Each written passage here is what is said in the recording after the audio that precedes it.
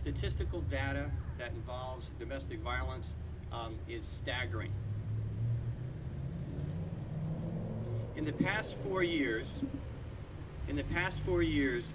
domestic violence incidences in Ulster County have increased 80%.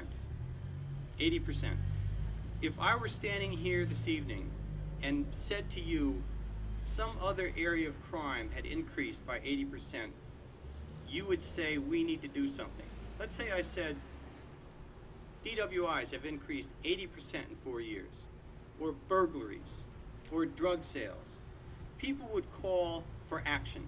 People would call that we need to do something to combat this influx, this epidemic of crime.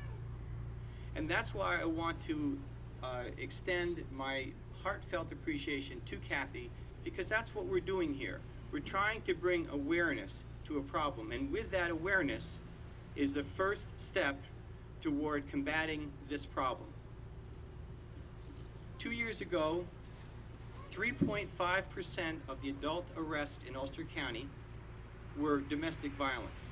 Today, that number has risen to 9%. 9%. Now, I can, and I have, and I will continue to prosecute domestic violence. We are quite successful in our prosecutions. We'll investigate and arrest and prosecute and sentence people for domestic violence. But those actions are never going to cure the problem.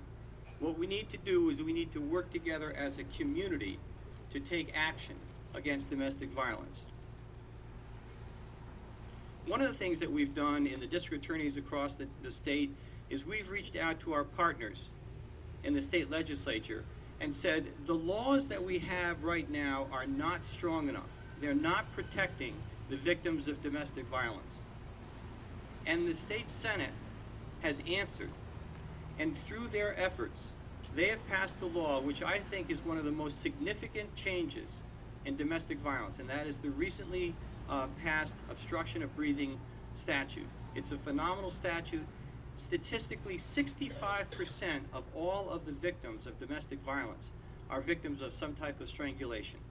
And with the new law, it not only gives us a new tool in the prosecution, but it brings to the equation a new awareness.